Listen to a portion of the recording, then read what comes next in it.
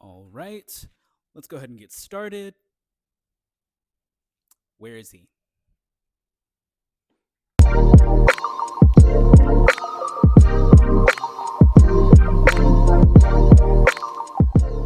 Hey, how's it going? You know you're late, right? Oh, sorry. I was on the path of life enjoying the springtime of youth. If you got that reference, you're cool. Whatever, just get seated. You got it, Teach. All right, I'm ready. Hi, my name is Kai. I'm a travel advisor, and today I'm going to give you just a few tips about planning your trips.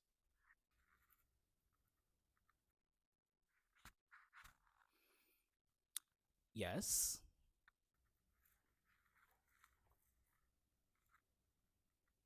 Do you think anyone's going to actually watch this? Well, hopefully these will be helpful to someone. Right. Okay, then, let's go ahead and get started. Number one, planning to avoid trouble. Now, typically, what I would recommend in this field is go ahead and do some research on wherever your destination is. I know that sounds obvious first and foremost, but I'm talking about more in depth research like recent events, like travel restrictions, those types of things. That is the type of thing that I often do as a travel advisor first and foremost for my clients. A good example of this would be traveling to countries such as Cuba. You can't do so if you are going to interact with their government in any way or any government owned facilities. You do have to go there for educational reasons or something of the like to like support small businesses. This is called support for the Cuban people. Typically, you would need someone who's certified to deal with those types of plans. You know, when you think about it, it's kind of weird that I'm here. Like, wouldn't I know what you know since we're the same person? What does this really say about our mental health?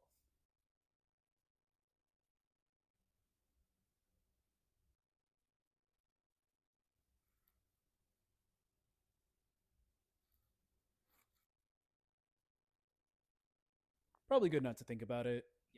No, you're right. You're right. Yeah, I think I would prefer not to. Anyway, moving on. Number two, packing. So, personally, I always recommend doing things like putting an extra outfit inside your carry-on if you're going on a flight, just in case your bag is lost or anything. You have something.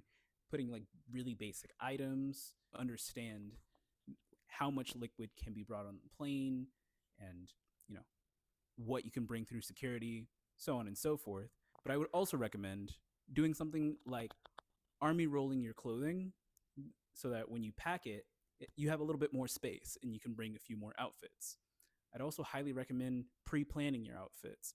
That way, you are prepared for things like planning for the weather and special events or unforeseen circumstances like your clothing getting really dirty. Really quick tutorial for army rolling your clothing.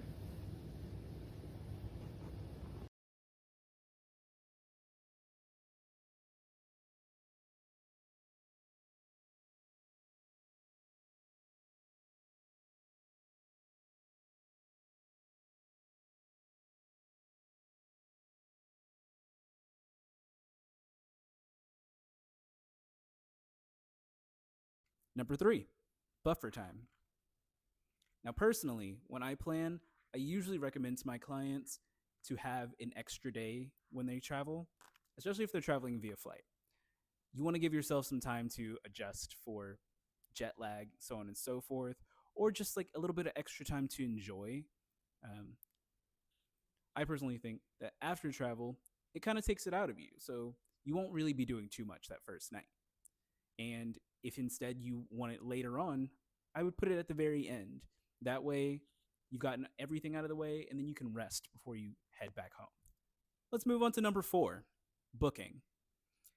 Now, personally, I would always recommend doing this in the off season of whatever destination you're heading to. the time where travel to that certain destination is typically low in a year. This is often because tourism or weather conditions are just a little bit different. So I would include that within my research and highly recommend that when you're planning, you look into this. And here's a little bonus. There are 3 golden things that you can learn about planning for off season and planning early. For domestic, plan 1 to 3 months early, international, 3 to 6 months early, and for cruises, typically about 9 to 18 months will probably get you something in the lower range. And that'll bring us in nicely to number 5, flexibility. Personally, I think it moves mountains. So, what I mean by flexibility is when you're booking, things may not go the same when you're actually traveling.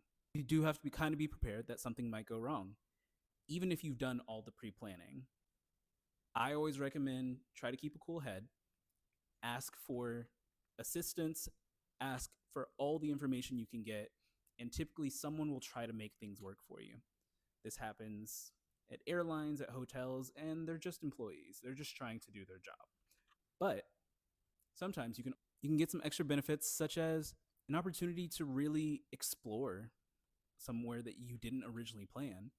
You can also get an opportunity like I had relatively recently. I went on a site visit tour at a resort.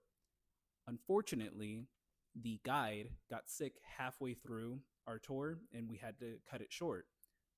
But I got to enjoy a really nice dinner on property, and I probably wouldn't have taken the time to actually enjoy it had I not had that opportunity or was trying to stay so strictly to the schedule. So when I returned home, I got something in the mail from the guide who gave us a couple little trinkets to apologize for the interruption and thank us for being so understanding.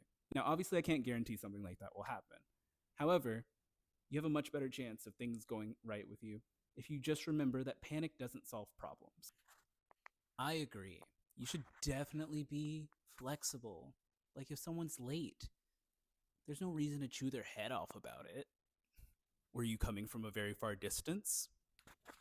I mean, no, but nah, I was just goofing. But, didn't think so. Anyway. Oh, wait. Teach. Yes. What could you possibly want?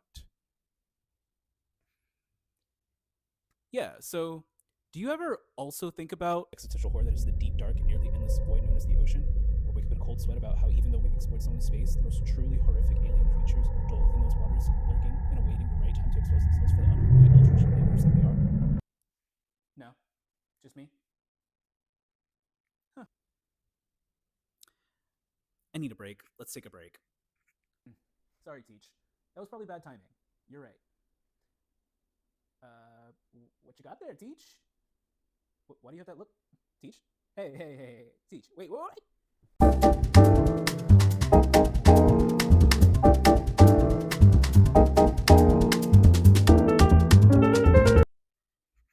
Hi guys, if you're liking what you're seeing so far, go ahead and like this video. I'd also really appreciate that if you like my content, that you subscribe and give me a little comment down in the comment section. You can also find me on Substack. And personally, I would also like to give some attention to this channel, Cooking with William. I think William's a really bright and talented young man, and he's doing some really good work over there. So I would highly recommend that you watch his videos. Last I saw, he's actually recently been blowing up. He now has like 1 million or something subscribers. Wow, he has way more than me. He really doesn't need me to plug in. But he's still getting pretty low views on his videos. So go help him out. And I think for every 1,000 or so likes he mentioned in one of his videos that he will be donating to charities. So I highly recommend that you watch his videos and, just give him all the likes that you can. Thanks, guys. Okay, we're back. Sorry about that. Just needed a bit of a breather.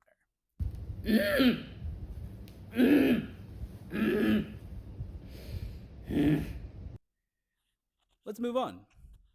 Number 6, stacking consolidated loyalty. What I mean by this is for air consolidators like Delta, American Airlines, or general travel consolidators such as Expedia, Priceline, whatever, what have you, a lot of them have point systems. And stacking them up actually gets you a lot of travel benefits, such as discounted trips, such as little bonuses that you can add to your trip. I highly recommend just maximizing. So if you fly with a particular airline or use a particular provider, try to stick with them. That way you can build up your loyalty until you're at the highest status. And then, you already have those benefits. Moving on, planning flights can be an extreme headache. And I will talk about that a little bit more in another video. But one of the good things to know is instead of flying direct, I would highly recommend doing round trips for multi-city travel. So what I mean by that is go to an airport that is relatively close to your home airport, unless you're close to a larger airport, and then fly to a city that is close to your destination, but not quite there, and then fly from that airport to your actual destination. A lot of times this will save you a lot of money, but it does take a lot longer. So it's a little bit of a give and take. For number 8, and this one's a big one, avoid basic economy. Great, it's really great to fly for cheap.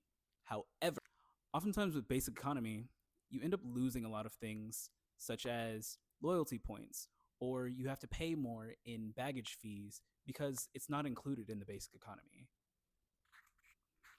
Also, you might get stuck with a middle seat or something just generally uncomfortable. So it might be better long term to just think it out and weigh your options. Times where I would recommend using basic economy would actually be if you are not really planning on bringing any baggage, you're just going on kind of an adventure trip. Number 9, visit tourism offices. So these locations are actually really great because you can often get some recommendations on good places to eat. Also, often they tend to have coupon books or vouchers or things like that where you can get discounted meals and experiences. So I would highly recommend it because it gives you a place that you can go where you know for certain you're getting good directions, you're getting everything you need, and you'll more than likely get to experience more authentic culture of wherever you are. And we're at the final tip, eSIMs. Now, these are really helpful to have. You can just get them through the app store of your phone, whatever type of phone you're using, and they typically only cost a couple dollars. Personally, I use Aralo, and that's just because it's one of the cheaper ones that I found, and it's pretty helpful, but you don't want to end up in another country and not be able to let people know that you're safe. So I highly recommend, and there are a lot of different companies. All right, that covers all my tips for today. I really appreciate you watching this far into the video. Make sure you like the video, and if you're actually interested in travel-related content or brand-building content, go ahead and give me a subscribe and a comment in the comment section. You can find a pretty basic packing list down in my description and comment, and links, so you can find me on other platforms like Substack. Make sure you come back by if you are interested in my content. My next video is going to be about some travel industry secrets and how travel agents kind of work. So feel free to come by again and give me a like.